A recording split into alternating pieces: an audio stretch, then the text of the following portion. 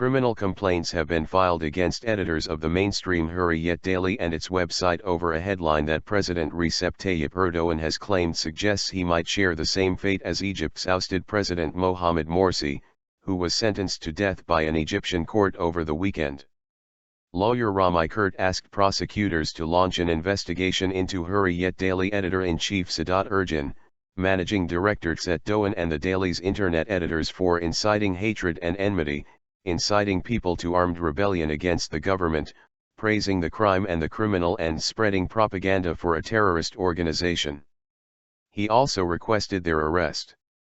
Hürriyet was first attacked by Prime Minister Ahmet Davutoğlu and then by Erdoğan after it reported that a death sentence was handed down to Morsi in Egypt on Saturday with an article on its website that included the headline, "World in Shock, Death Sentence to President Who Won 52% of the Vote."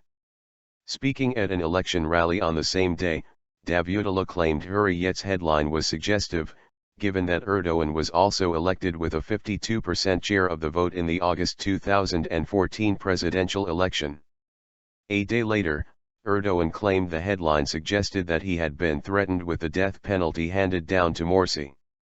In an editorial published on the front page of its Tuesday edition, Hürriyet called Erdoğan's accusation very unjust and unfounded, asking him if he has any evidence to back his claim. "What is your evidence?" it asked, continuing, "Is your evidence that we used a sentence that you yourself used? Could there ever be such evidence? Could there be distortion to such an extent?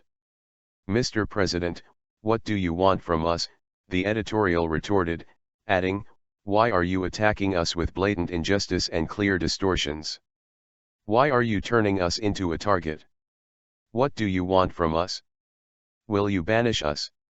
Lawyer Kurt is also known to have filed criminal complaints against 27 people, including journalists, politicians, and artists, for inciting hatred and animosity in the public and inciting people to armed rebellion against the government during the March 31 hostage crisis that left a public prosecutor dead. These complaints were filed over social media posts and public statements regarding the killing of prosecutor Mehmet Salim Kiraz after the hostage crisis. Investigations were ordered into the 27 public figures, including main opposition Republican People's Party, CHP, leader Kemal Kılıçdaroğlu, requesting Ergin's arrest a new blow to press freedom. The Turkish Journalists Association, TGC, issued a statement on Thursday, calling the president's request for the arrests of Ergin, Doğan, and the editors a new blow to press freedom and free speech. According to the TGC, the arrest of Ergin, the head of a mainstream newspaper, would signify the end of press freedom. According to the statement, the government, which associates journalism with terrorism and describes every criticism as an attempt at a coup, has now moved on to a new level, reading people's minds. The Hürriyet daily's coverage of the death penalty issued for former Egyptian leader Morsi being considered a threat targeting Erdoğan is an example of the government's media crackdown in recent years. The statement pointed out the need for reaching public consensus on diversity and pluralism in free speech. Referring to the relevant rulings of the European Court of Human Rights, ECTR, the TGC emphasized that press freedom should apply to news stories that are regarded as shocking and disturbing by some in government.